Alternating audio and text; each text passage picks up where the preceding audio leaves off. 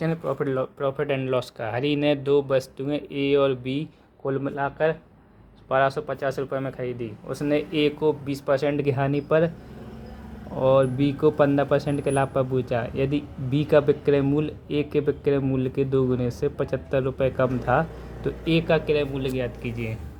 यानी दो वस्तुओं का CP है टोटल 1250 रुपये। ए का हमने माना CP है x रुपये और बी का CP हमने माना 1250 माइनस x। तो ए का सेलिंग प्राइस होगा x, 20% की हानि पर बेचा है तो 20/80/100 और बी का सेलिंग प्राइस होगा सेलिंग प्राइस ऑफ बी का सेलिंग प्राइस होगा 120 1250 माइनस x अपॉन 115% के लाभ पर बेचा है यानी 115/100। इसका ए का सेलिंग प्राइस आया है 0.8x बराबर इसका सेलिंग प्राइस आया 1250 माइनस x इसका ए का सेलिंग प्राइस 8.2x और बी का सेलिंग प्राइस इसका इसमें गुणा करेंगे तो लगभग आएगा 143.14।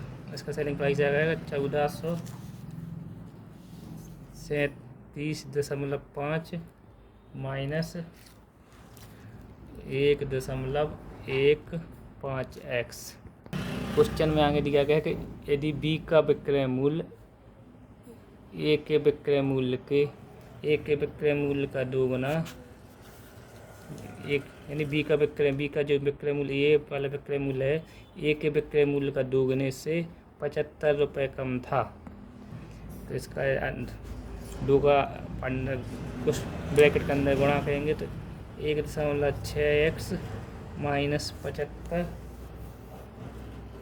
जो हो जाएगा 1437.5 माइनस 1.15x।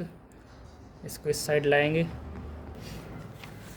x की वैल्यू एक साइड लाएंगे 1.6x प्लस 1.15x और 1437.5 माइनस 75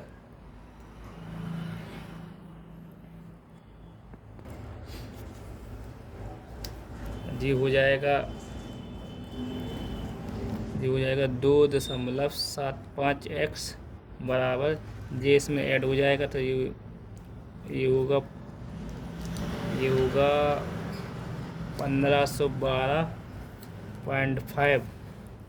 तो अब x की वैल्यू निकालेंगे 1512.5 अपॉन 2.75 दशमलव हटाने के लिए 2 से गुणा करेंगे। इसका डेसिमल हटाएंगे 1 जीरो यहाँ लगाएंगे 1 जीरो से 1 जीरो करेंगे 5 से 5 25 और 5 25 5 से फिर काट डिवाइड करेंगे 5 दूनी 10 5 से डिवाइड करेंगे 5 एकम 5 5 एकम 5 5 से 5 3 15 0 5 दूनी 10 5 25 11 से डिवाइड करेंगे 11 दूनी 22 8 बचे 11 सत्ते 77 और 11 सत्ते 77 11 पंचे 55। तो उसका हमको CP प्राप्त होगा तो 5 दूनी 10 हासिल 7 दूनी 14 1 15 हासिल लगाई 2 दूनी 4 1 5 हमको एक का CP हमको 550 रुपये प्राप्त हुआ है।